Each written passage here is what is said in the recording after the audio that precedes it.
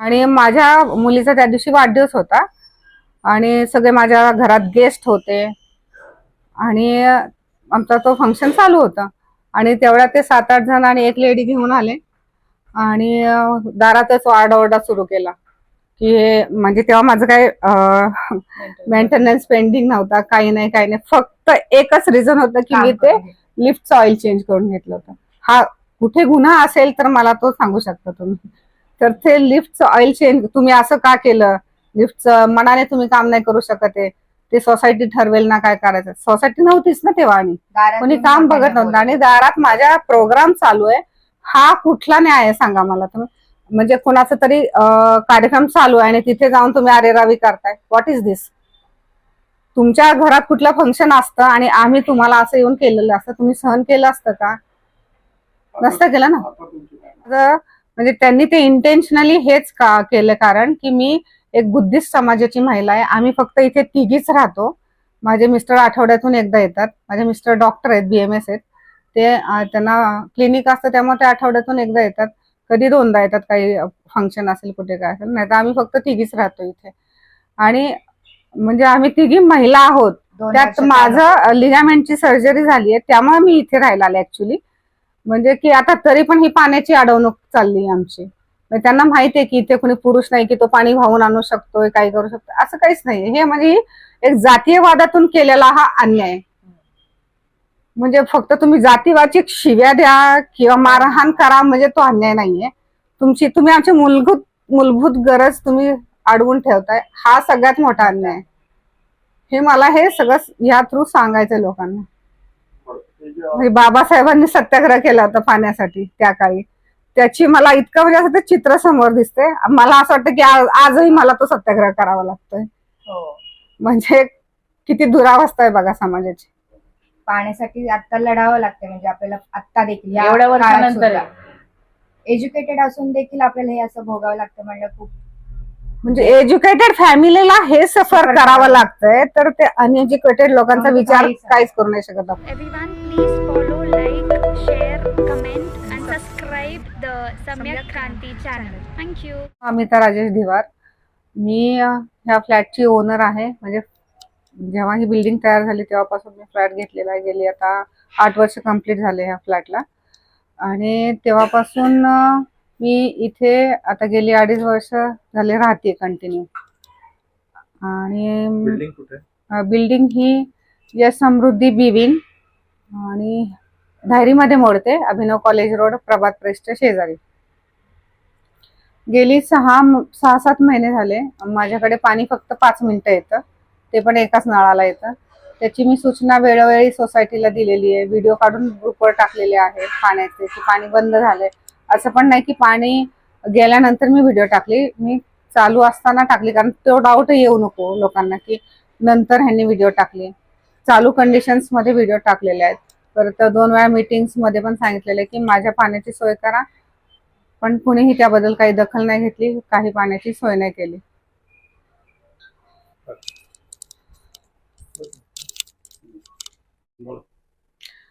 हा म्हणजे बिल्डिंग मध्ये पहिल्यापासूनचा टॅप आहे, जेणेकरून प्लंबिंगद्वारे वरती टाकी आहे पाण्याची, तिथून इथे पाणी येतं. आता गेली 5 दिवस कंप्लीट पाणी नाहीये मला. पाणी हे ऑन आहे बघा, बंद आहे पाणी. आज 6वा दिवस आहे, पाणी नाही आलेलं आहे मला. म्हणजे आलं नाही म्हणता येत नाही, माझं पाणी बंद केलेलं आहे.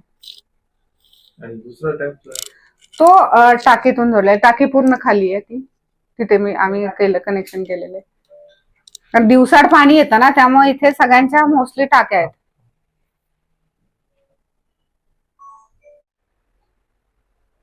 जय भीम जय संविधान सम्यक क्रांतीमध्ये आपलं स्वागत आहे.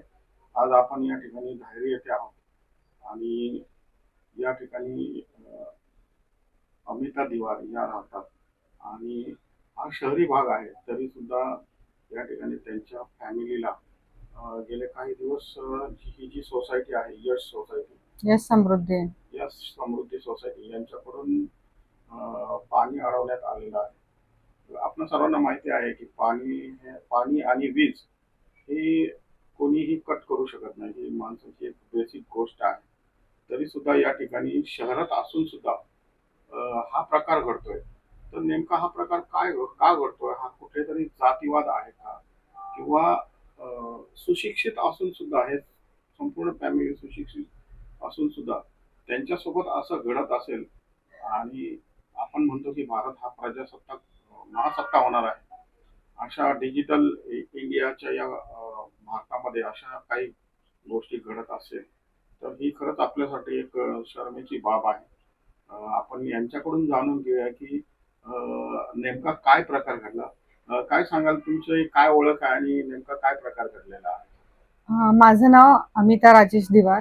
मी या फ्लॅटची ओनर आहे आणि प्रोफेशनली माझं नॅचरोपॅथी झालंय, ग्रॅज्युएशन कम्प्लीट आहे. परत सध्या ॲज अन आर्टिस्ट म्हणून मी फिल्म इंडस्ट्रीमध्ये काम करते गेली 6 वर्ष. कॅरेक्टर आर्टिस्ट म्हणून मी बरेच मूवीजमध्ये काम झालंय माझं. ह्या माझ्या मुली आहेत. तुम्ही द्या तुमचं इंट्रोडक्शन. माझं नाव डॉक्टर दीक्षा दिवार. मी फिजिओथेरपिस्ट आहे. मी रामांकित हॉस्पिटल्समध्ये काम करते पुण्यामध्ये. नमस्कार, माझे नाव समता राजेश दिवार. माझे MBA HR झालंय. सध्या आता माझं वर्क फ्रॉम होम चालू आहे. तर इथे आम्ही आता सध्या तिघीच राहतो. मम्मी, माझी मोठी बहीण आणि मी छोटी मुलगी त्यांची. काय म्हणणं आहे तुमचं, काय प्रॉब्लेम? प्रॉब्लेम असा आहे की गेली 7 महिने माझ्याकडे म्हणजे आमच्या इथे सोसायटीमध्ये दिवसाड पाणी येतं वापरण्याचं आणि पिण्याचं पण कॉर्पोरेशनचं ते खाली दिवसाड पाणी येतं. ते पाण्याची इथं तशी सोय आहे की दिवसाड पाणी येतं आणि त्यामुळं गेली 7 महिने माझ्याकडे फक्त 5 मिनिटं एकाच नळाला पाणी येतं आणि ह्याची सूचना मी वेळोवेळी सोसायटी मेंबर्सला दिली आहे. व्हिडिओ काढून ग्रुपवर टाकलेत की असं असं कंडिशन आहे, नळाला पाणी येत नाहीये, दाखवलेलं होतं. आणि मीटिंगमध्ये 2 वेळा मी सांगितलं पण माझी पाण्याची सोय करा. मी मेंटेनन्स द्यायला कधी नाहीच म्हटले नाहीये. मेंटेनन्स मी द्यायला आजही तयार आहे, पण माझ्या पाण्याची सोय करा, मला पाणी येत नाही. आम्ही समोरून पाणी म्हणजे समोर हा फ्लॅट जो दिसतोय तो त्याची चावी माझ्याकडे होती, त्यामुळे मग तिथून आम्ही पाणी भरायचो आणि नंतर तो रेंटल गेला मागच्या 2 महिन्यापासून. तर तिथे आम्ही जाऊ शकत नव्हतो म्हणून मग पलीकडे एक आहेत म्हणजे रेंटलच आहेत ते, पण ते जरा हे करतात आम्हाला फॅमिली फ्रेंड सारखे. मग त्यांच्याकडे आम्ही सकाळी जातो, बादल्या दार वाजवतो, मग ते दार उघडतात, मग त्यांना 2-3 बादल्या देतो, घेऊन येतो परत तिथून. म्हणजे हे आमचं गेली 6 महिन्याचं रुटीन झालेलं आहे. त्यामुळे तोच तर प्रश्न मोठा आहे की फक्त माझ्या बाबतीत असं का होतंय. कारण की जर ही सोसायटी आहे, पाणी ही माझी मूलभूत गरज आहे आणि मी वारंवार सांगते, त्याच्यावर तुम्ही काहीच तोडगा नाही करत. आणि प्लंबिंग, त्यांनी मला एकदा सांगितलं की प्लंबिंगचा प्रॉब्लेम असेल तर प्लंबरला दाखवून घेतलं मी, पूर्ण लाईन क्लिअर करून घेतलेली आहे. आणि जर प्लंबिंगचा इश्यू असता तर मध्ये मध्ये काय करतात या सोसायटीतली लोक, ज्यांच्याकडे कोणाकडे पाणी नाही आलं ना, वरती जातात, डिरेक्टली कॉक बंद करतात आणि एक 5 मिनिटांनी कॉक चालू करतात. आणि मग त्यावेळी मला जेव्हा जेव्हा असं घडलेलं आहे ना, त्यावेळी मला पाणी आलेलं आहे. म्हणजे असं ह्या 7-8 महिन्यात तसं 2-4 वेळा झालेलं आहे आणि तेव्हा मला पूर्ण पाणी आलेलं आहे. म्हणजे तो काही प्लंबिंगचा दोष नाहीये, कुठलाच दोष नाही. मग तेव्हा पण नसतं आलं ना मला. म्हणजे आत्ताची परिस्थिती गेली, आता हा 6वा दिवस आहे, माझं पाणी बंद केलेलं आहे सोसायटीने. लाईन कट केली? लाईन कट नाही केली, पण लाईन वरून बंद केली आहे. टेरेसला लॉक लावलंय आणि मी टेरेसची चावी मागितली. म्हणजे मी काय करणार नव्हते गैरप्रकार, पण तरी पण मी वॉचमनला मागितलं की मला टेरेसची चावी दे, मला बघायचं काय केलंय काय नाही. तर तो म्हटला मला म्हणजे अशी ताकीद आहे की कोणाला ही चावी द्यायची नाहीये, तुम्ही चेअरमनला जाऊन विचारा. आणि मग मी एक खजिनदार आहेत ते होते तिथे, म्हणजे मी लिफ्ट मधूनच चालले होते, त्यांनाही बोलले की चावी द्या. म्हटलं नाही नाही, आम्हाला नका विचारू, ते चेअरमनला जाऊन विचारा, असं त्यांनी उत्तर दिलं. तुम्ही कुठे तक्रार नोंद केली? तक्रार मग हा त्या दिवशी मी 5 दिवसापूर्वी 112ला कॉल केला. मग म्हणजे मला काहीच आयडिया नव्हती, मला काही नोटीस नाही दिली या सोसायटीने. 8 दिवसापूर्वी लेखी नोटीस नाही दिली, 10 दिवसापूर्वी पण नोटीस नाही दिली की तुमचं पाणी आम्ही बंद करणार आहोत, तुम्ही जो तुमचा 5,000 मेंटेनन्स राहिलाय तो भरून द्या. असं नाहीये माझं 1-2 वर्षाचा मेंटेनन्स राहिलेला आहे आणि मी देत नाहीये, काहीतरी आडकाठी करते, असं काहीच नाहीये. पोलिसांचं काय? हा, तर मग मी 112ला कॉल केला. पोलीस आले 15-20 मिनिटांनी.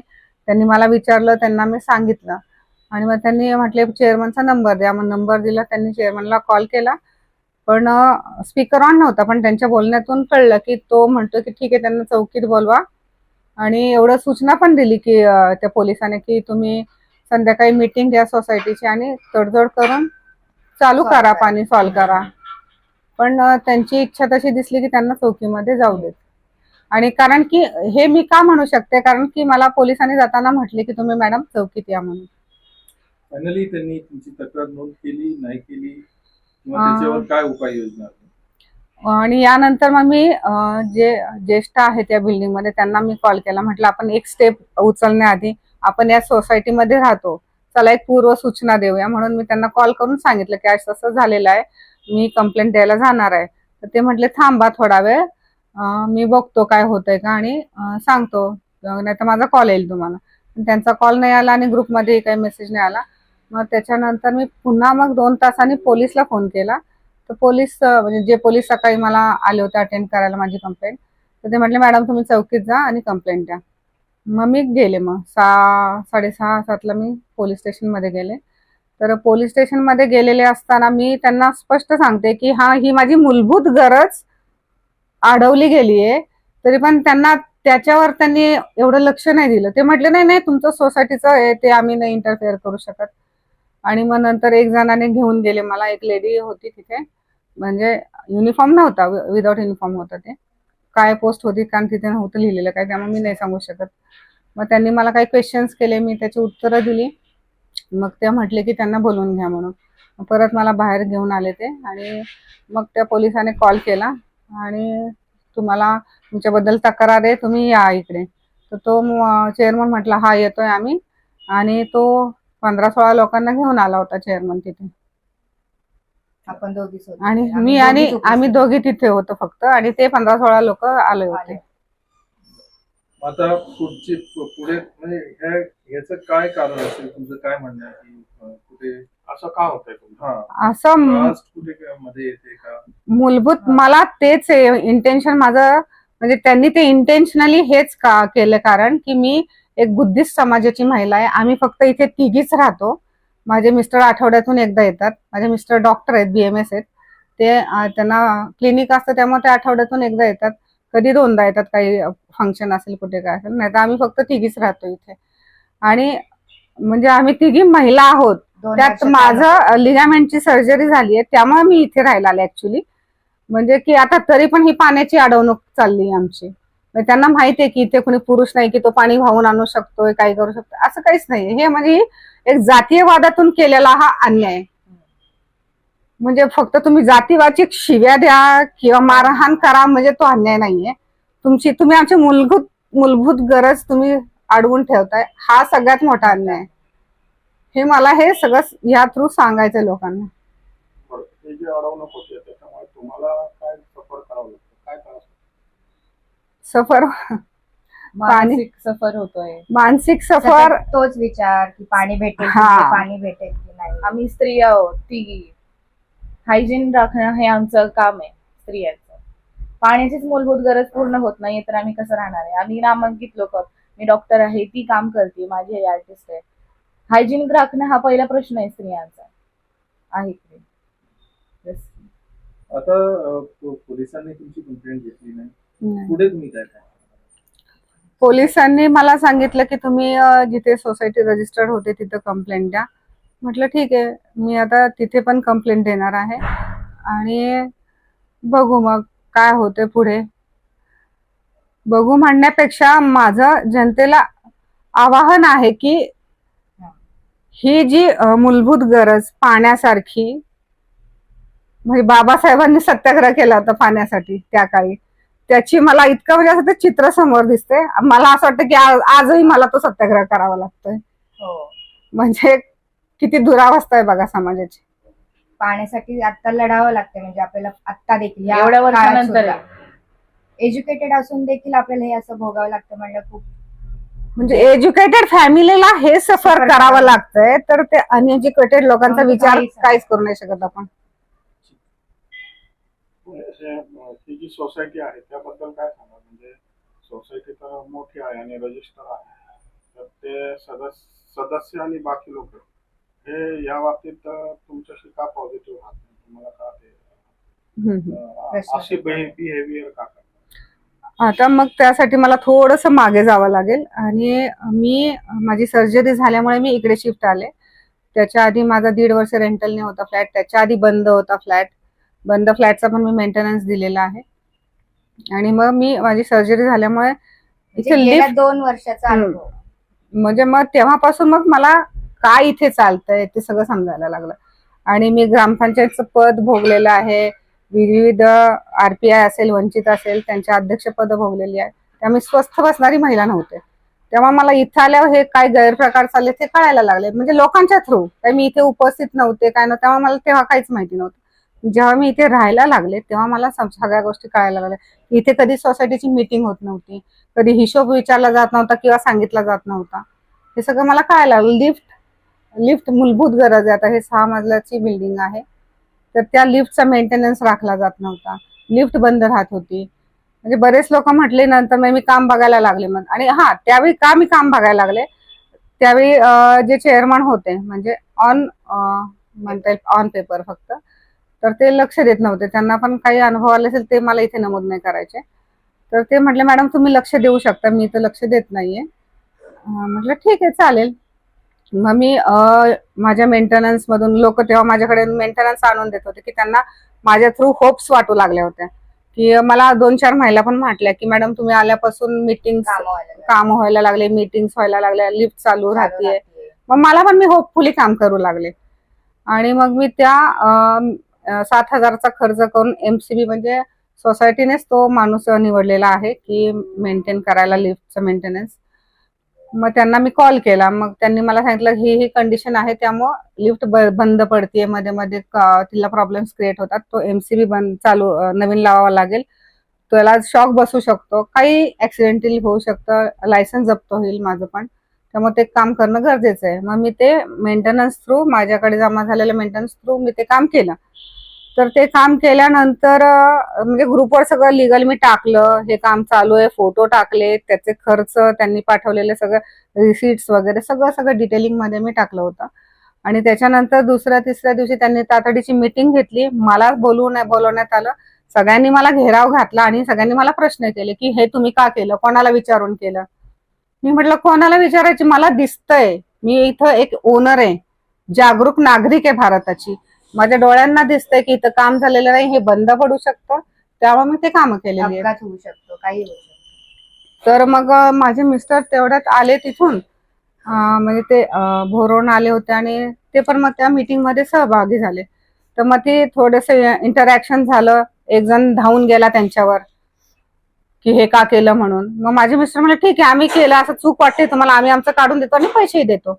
मग बाकीचे म्हटलं नाही नको, राहू दे, की ते केलेलं राहू दे, असं पण असं परत केलेलं चालणार नाही. म्हणजे पण हे धावून जाण्याचा प्रकार काय होता. मग आम्ही कोणाची काम केलंय ना. सोसायटीचं काम केलं की ती लिफ्ट चालू राहू देत म्हणून ते काम केलंय. ही म्हणजे काय, सोशल अन्याय झाला ना. त्यांच्यावर धावून गेले ते गेले आणि मग ते म्हटलं तर आम्ही काढून देतो, पैसेही देतो. मग जर तुम्हाला ते मान्य नव्हतं तर तुम्ही ते काढून घ्यायचं, तर आम्ही देत होतो पैसे. मग तुम्हाला ते वस्तू ठेवायच्या पण होत्या आणि आमच्या अंगावर धावून यायचं होतं. हा कोणता न्याय. ती एक गोष्ट झाली. नंतर 1-2 महिन्यांनी परत लिफ्ट मेंटेनन्स करणाऱ्याने मला दाखवलं नेऊन. मॅडम म्हटलं हे ऑइल गेली 2.5-3 वर्ष झालं चेंज केलेलं नाहीये, फक्त 2,000चा प्रश्न आहे, पण तो चेंज केलेला नाही. मी म्हटलं ठीक आहे, माझा मेंटेनन्स आता 2 महिन्याचा द्यायचा बाकी राहिलाय, तुम्ही चेंज करून घ्या, मी ते मेंटेनन्स मध्ये ते वजा करून घेईल. मग ते मी ऑइल चेंज करून घेतलं. तर ते ऑइल चेंज करून घेतल्यानंतरही त्यांनी मग मला सांगितलं पण तुम्ही हे असं का केलं, मनाने तुम्ही हे करू नाही शकत आहे. म्हटलं हे इतके वर्ष तुम्ही करत नाही आहात म्हणून मी केले, आणि तो काय मी अपराध केलेला नाहीये. आणि माझ्या मुलीचा त्या दिवशी वाढदिवस होता आणि सगळे माझ्या घरात गेस्ट होते आणि आमचा तो फंक्शन चालू होता. आणि तेवढ्यात ते 7-8 जण आणि एक लेडी घेऊन आले आणि दारातच आरडाओरडा सुरू केला की हे, म्हणजे तेव्हा माझं काय मेंटेनन्स पेंडिंग नव्हता, काही नाही, फक्त एकच रिझन होतं की मी ते लिफ्टचं ऑइल चेंज करून घेतलं होतं. हा कुठे गुन्हा असेल तर मला तो सांगू शकता तुम्ही. तर ते लिफ्टचं ऑइल चेंज तुम्ही असं का केलं, लिफ्टचं मनाने तुम्ही काम नाही करू शकत आहे, ते सोसायटी ठरवेल ना काय करायचं. सोसायटी नव्हतीच ना तेव्हा, आणि दारात कोणी येऊन काम त्यांना बघत नव्हतं. बोलवलं. आणि दारात माझ्या प्रोग्राम चालू आहे, हा कुठला न्याय आहे सांगा मला तुम्ही. म्हणजे कोणाचा तरी कार्यक्रम चालू आहे आणि तिथे जाऊन तुम्ही अरेरावी करताय. व्हॉट इज दिस? तुमच्या घरात कुठलं फंक्शन असतं आणि आम्ही तुम्हाला असं येऊन केलेलं असतं, तुम्ही सहन केलं असतं का? नसतं केलं ना. आता तुमची काय मागणी? माझी मागणी हीच आहे की पाण्याची जी मूलभूत गरज ह्या इंटेन्शनली कास्टिझममुळे जी मला अडवणूक करण्यात आली आहे, ती माझं पाणी चालू करायला पाहिजे. मी माझा जो 5,000 मेंटेनन्स त्यांच्या म्हणण्याप्रमाणे तो मी कधीही द्यायला तयार आहे. मला ती आर्थिक लढा नाहीये हा माझा वारंवार मी तिथं पोलीस स्टेशन मध्ये पण हेच सांगत होते की हा आर्थिक लढा नाहीये, हा मानवी हक्काचा लढा आहे, अन्याय विरुद्धचा लढा आहे. हे वक्तव्य माझं तिथेही होतं आणि आजही माझं तेच वक्तव्य आहे.